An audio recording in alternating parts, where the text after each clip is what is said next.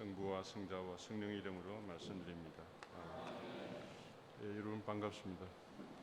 한 주간 잘 지내셨고요. 오늘은 우리가 잘 아는 부자와 나사로의 얘기죠. 오늘 신부님 찬양 예배하면 좀 짧게 하는 게 낫죠, 설교를. 그래? 예, 짧게 좀 하도록 하겠습니다. 우리가 하나님을 우리가 주님 하면 하나님을 주님이라고 부르죠. 이 주님이라고 하는 말은 고대 사회에서 노예가 주인을 가리켜서 말할 때 주님이라고 불렀다고 합니다. 그러니까 우리가 하나님을 주님으로 고백하고 말한다는 것은 하나님을 내 삶에서 하나님을 가장 중요한 분으로 모시고 살아가겠다 하는 그런 신앙 고백적인 그런 말이라고 할 수 있겠죠. 우리가 하나님을 주님이라고 부르지만 또 예수님을 우리는 주님이라고 부릅니다. 부활하셔서 삼위일체 하나님과 한 분이 되신 예수 그리스도를 우리는 하나님으로 믿고 고백하며 그분을 주님이라고 부르는데, 이 말도 예수님을 내 삶에 있어서 가장 중요한 분으로 나는 믿고 받아들이고 그분의 생각과 그분의 사상, 그분의 정신, 그분의 가르침을 내가 잘 받아들여서 그 길을 따라가겠다고 하는 그런 믿음의 고백이 들어있는 그런 말이라고 할 수 있습니다. 그러니까 예수님을 잘 믿고 따르는 것이 곧 하나님의 뜻을 따르는 길이고, 예수님을 믿고 그분의 가르침을 잘 따르는 것이 곧 하나님의 뜻을 따르는 길이 되겠죠. 그런데 주님이라는 말은 고대 로마 사회에서는 로마의 황제를 지칭하는 그런 말이었습니다. 로마의 황제를 주님이라고 불렀다고 그래요. 이 말은 무슨 뜻입니까? 제가 조금 전에 여러분들에게 말씀드린 것처럼 로마의 황제를 주님으로 부른다고 하는 것은 로마의 황제를 신으로 신격화해서 부른다는 그런 뜻이고, 그것은 다시 말해서 로마의 황제가 추구하는 사상과 생각과 신념과 가치를 동조하고 거기에 따른다는 그런 뜻이 있습니다. 로마는 역사상 가장 강력한 군대를 가졌던 그런 나라이고, 영국, 프랑스, 독일, 이태리 그 지역 북아프리카까지 그 전체 세계를 다스렸던 강력한 나라였죠. 그래서 내란에 빠진 로마를 통일하고 다른 나라를 침략해서 강대한 국가를 만들어서 잘 사는 그런 나라를 만들었던 아우구스투스 황제를 주님이라고 불렀다고 그래요. 곳곳에 지금도 그런 비문이 남아 있는데, 많은 학자들이 그것을 연구해 본 결과 황제를 신격화해서 주님으로 불렀다는 겁니다. 그러니까 한쪽에서는 로마의 황제를 주님이라고 부르는 일단의 사람들이 있고, 또 한편에는 누구를요? 예수님을 주님으로 부르는 일단의 신앙인들이 생겨난 겁니다. 이 두 사이에 길이 같을까요, 다를까요? 둘 사이에 서로 길이 다르고 서로 걸어가는 삶의 양식도 서로 다를 수밖에 없습니다. 로마가 추구하는 가치는, 이 가치라는 말은 내가 가장 중요하게 생각하는 것이죠. 가치관이라는 말이 있습니다. 당신의 가치관이 뭐요? 이렇게 물을 때 그것은 당신의 삶에서 가장 중요하게 생각하는 것이 뭐요? 하고 묻는 것이죠. 나는 돈이요, 혹은 나는 사랑이요, 나는 신앙이요, 각자가 그렇게 대답해 볼 수 있을 거예요. 그러면 로마의 황제 아우구스투스를 주님이라고 불렀던 사람들은 뭘 추구하고 어떤 가치를 따라 살아갔던 사람들인가?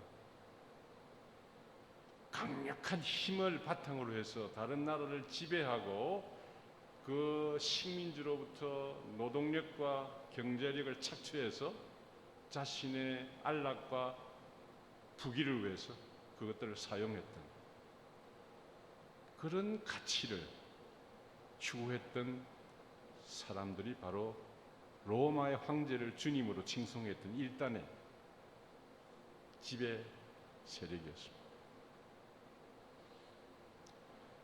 그러나 다른 한편에서 이제 아주 소수의 그 지배 계층이 다른 사람들을 노예로 사로잡고 그 사람들을 착취해서 자신들의 탐욕을 충족시키면서 잘 살았거든요. 그런 사람들이 볼 때는 로마의 가치가 설득력이 있습니다.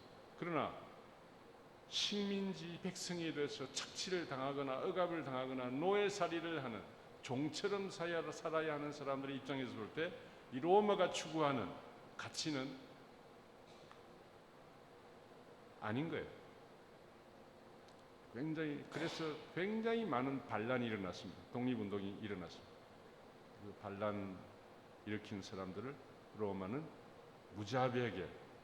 무자비하게 반란을 진압했고 그 사람들을 십자가에 못 박혀 죽었죠.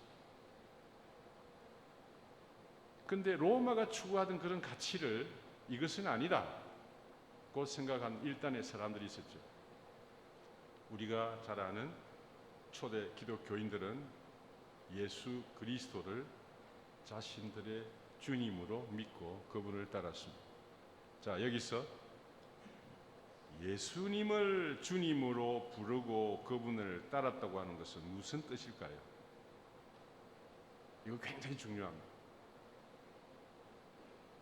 예수님을 주님으로 믿는다는 말은 예수 그리스도가 나의 삶에서 가장 중요한 분이라는 뜻이고, 그것을 좀 풀어서 설명하면 예수님이 가지고 계셨던 생각이나 그분의 가치관, 그분이 가르쳤던 그 가르침을 나의 것으로 삼고 내가 그분의 가르침을 따라 살겠다고 하는 그런 선택과 고백입니다. 그렇죠? 그러니까 이걸 두 개를 대립해서 한번 생각해 볼 필요가 있습니다. 로마의 가치를 따라가는 사람과 예수님의 가치를 따라가는 사람, 이 사람들 우리는 신앙인이라고 보는 거예요. 그래서 오늘 부자와 나사로 얘기가 나옵니다만 이 두 사람이 이 부자의 삶이 어떤 삶이었나 여러분 한번 생각해 보세요. 이 부자는 로마의 가치를 따랐던 사람일까요? 아니면 예수 그리스도의 가르침과 그분의 사상과 그분의 생각을 따랐던 사람일까요? 예, 로마로 대변되는 이 세상의 가치를 따랐던 사람이에요. 어떻게 해서 이 사람이 이렇게 큰 부자가 됐는지 자세한 설명은 없지만 이 사람은 호사스럽게 먹고 마시면서 자신만을 위해서, 자신만의 쾌락을 위해서, 자신의 욕망만을 위해서 살았던 사람의 대표적인 예로 나오고 있습니다. 이름이 없어요. 나사로는 하나님께서 도와주신다는 그런 뜻이 있는 사람. 나사로는 이름이 있지만 이 부자는 이름이 없어요. 굉장히 시사적인 어떤 굉장히 깊은 상징적인 의미가 있습니다. 이 부자와 같이 자기만 알고 이웃에는 관심이 없는 그런 사람의 삶은, 다시 말해서 로마의 가치를 따라서 살아가는 그런 사람의 삶은 아무런 의미가 없다는 그런 뜻입니다. 허무하고 뜻이 없고 아무런 가치가 없는 그런 삶이라는 것을 성서는 지금 얘기하고 있는 거죠. 그래서 이름이 없어요. 무의미한 삶이죠.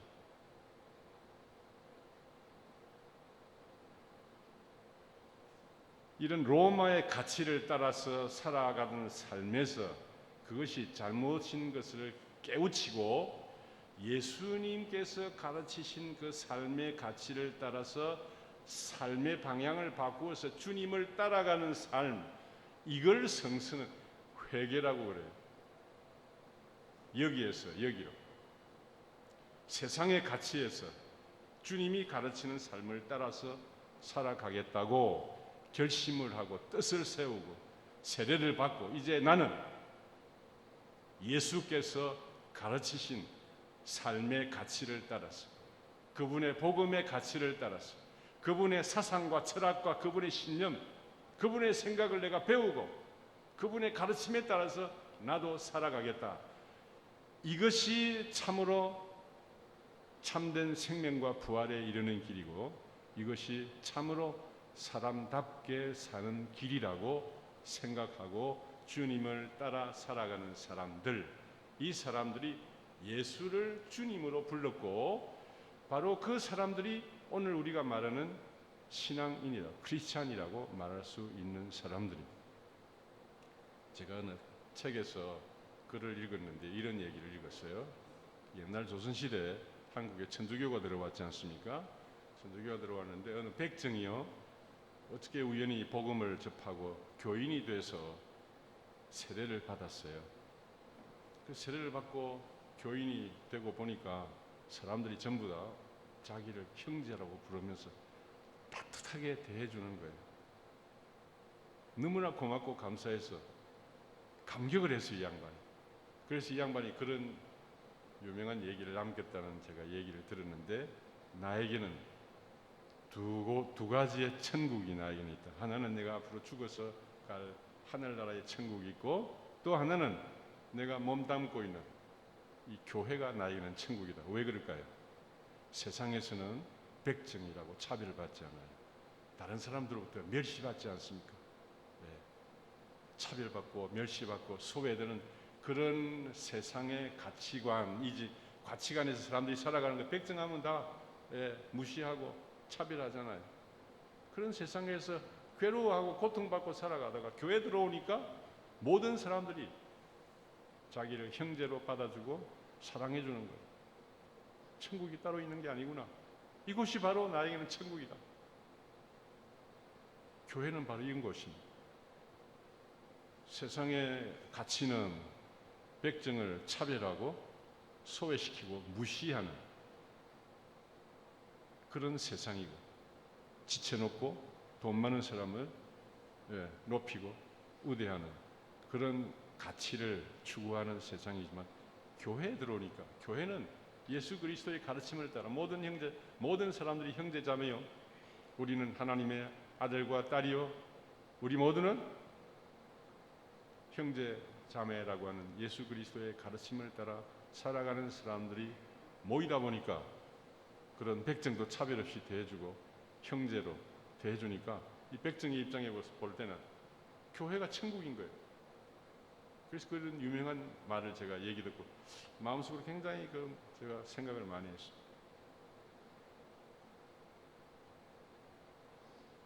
오늘 우리가 몸담고 살아가는 이 세상, 제가 생각하기에는요, 어떤 가치로 살아가는 세상인가? 그리고 오늘 우리가 몸담고 있는 이 안양교회는 어떤 가치를 따라 살아가고 있는 사람들이 모인 곳인가 하는 것을 오늘 성서를 통해서 다시 한번 생각할 필요가 있습니다. 오늘 구약도 그렇고요. 호사스럽게 자기들만 알고 파티를 열고 자기들끼리만 살아가는 소수의 부자들을 오늘 구약 성서는 심판하고 나무라고 했습니다. 오늘 서신 성경도 마찬가지. 돈을 사랑하는 것이 일만하게 뿌리다. 그렇게 말하고 있지 않습니까? 무엇을 따라서 살아가느냐 하는 것이 우리들의 삶의 가치를 정하고 그 사람의 운명을 좌우하게 되는 것입니다. 오늘 이 시대를 살아가는 이 세상은 무엇을 최고의 가치로 삼고 있죠? 옛날 로마나 오늘 이 시대나 마찬가지예요. 하나님을 최고의 가치로 삼습니까? 예수 그리스도의 가치를 최고의 가치로 삼습니까? No. 그렇지 않죠? 우리가 너무나 잘 알지 않습니까? 모든 사람들이 그 가치를 향해서 성공과 돈과 재물과 영예와 권력 그걸 향해서 가고 있는 거예요. 그걸 추구하는 세상이에요. 우리도 그게 함몰되어서 중독이 돼서 텔레비, 라디오, 핸드폰 모든 이 세상의 광고가 우리에게 자꾸 세뇌시키는 것은 그것을 쫓아가야 되고 그것을 내가 쟁취해야 행복해진다고 가르치고 있습니다. 대부분의 사람들이 그런 세상 속에 살고 있어요. 그러나 예수를 주님으로 믿고 그분을 따르는 사람들이 추구해야 하는 가치는 옛날 로마의 사람들이 로마의 가치를 추구했던 것과 마찬가지로 오늘 이 세상 사람들이 추구하는 대부분의 사람들이 추구하는 그 가치를 따라가는 사람들이 아니라 예수님께서 가르치는 삶의 가치를 따라가는 사람들이 바로 신앙인이고 오늘날 교회에 몸담고 있는 사람들의 삶이어야 된다 하는 것입니다. 이걸 우리가 잘 알아야 됩니다. 그래서 오늘 성서의 중심 메시지는 뭐냐? 이름도 없는 이 무의미하고 허무한 삶을 살아가는 부자가 추구했던 그런 삶의 가치에서 돌아서라. 회개해라.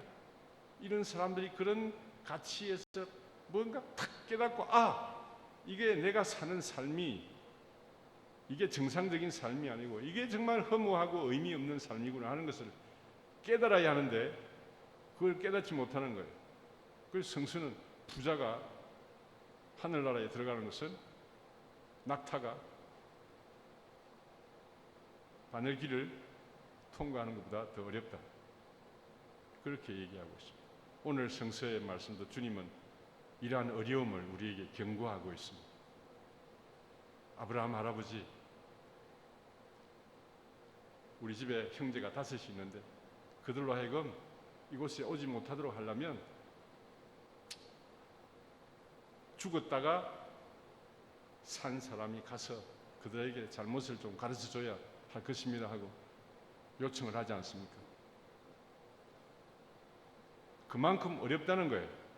죽었다가 다시 살아난 사람이 가서 말한다고 해도 거기에서 자기가 빠져서 살아가는 그 삶에서 돌아서서 예수 그리스도의 가르침을 따라 살기는 힘들다는 말이에요. 회개한다는 게 그만큼 힘들다는 얘기입니다. 문제는 오늘을 살아가는 우리들의 삶입니다.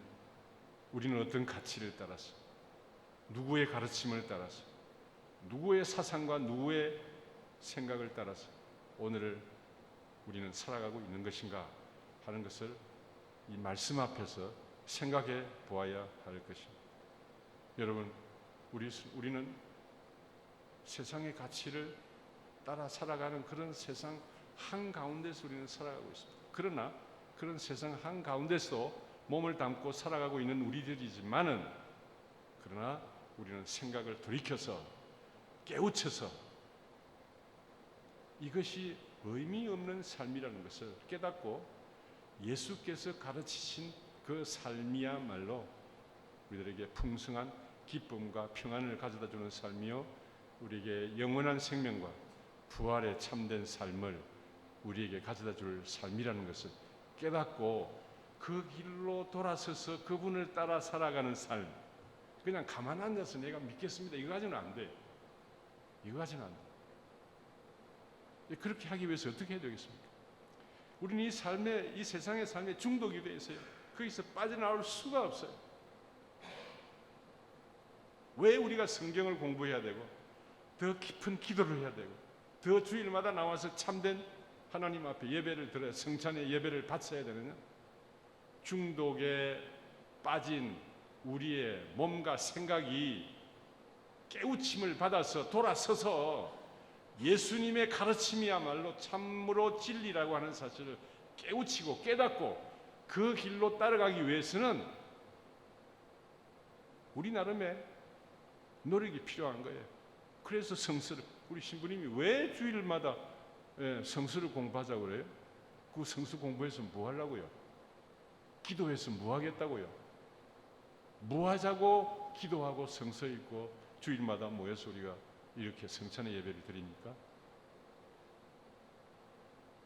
무엇이 참으로 가치 있고 무엇이 우리를 참된 기쁨과 평안으로 인도하는 길인지 하는 것을 우리가 깨닫기 위해서, 그리고 그 길로 가기 위해서 뜻을 세우고, 내가 어떤 어려움이 있더라도 이 길로 걸어가겠다, 주님을 따라가겠다, 다시 한번 새롭게 뜻을 세우고 마음을 다짐하면서 걸어가는 길, 이것이 바로 신앙의 길입니다.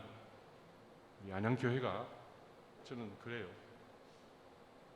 여기 나와서 함께 기도하고 여러분들과 함께 신앙생활을 하고 있습니다만, 우리 안양교회가 어떤 교회가 되어야 좋을지 우리 신부님의 머릿속에 목표로 하는 안양교회 비전이 그려지고 있겠습니다만, 제가 옆에서 볼 때 우리 안양교회 교회 모두들이 사랑이 넘치는 교회, 믿음이 넘치는 교회, 우리 안에 소망이 넘치는 교회, 예수 그리스도를 따라 살아가는 교회, 우리가 이 세상에서 비록 때때로 어려움이 있겠지만 그럼에도 불구하고 주님의 길을 포기하지 않고 끝까지 걸어가는 풍성한 믿음의 교회가 되기를 저는 간절히 바랍니다. 오늘 성수가 우리들에게 말씀하고 있는 메시지는 바로 이것입니다. 회개하고 돌아서라. 그 부자의 의미 없는 삶, 이웃을 돌아보지 않고 이웃과 소통도 못하고 혼자 고립되어 살아가는 부자의 이 의미 없는 삶에서 돌아서서 예수 그리스도의 길을 걸어가라고 하는 뜻을 우리에게 전하고 있습니다. 오늘 우리 여기에 모인 우리 사랑하는 교우들 한 분도 빠짐없이 우리 신부님이 앞장서서 지금 같이 갑시다 하는 그 길을 부지런히 걸어가셔서 큰 은혜와 축복 가운데 풍성하고 기쁜 우리 신앙의 삶을 살아가도록 그렇게 하시기를 간절히 바랍니다. 성부와 성자와 성령의 이름으로 말씀드렸습니다. 아멘.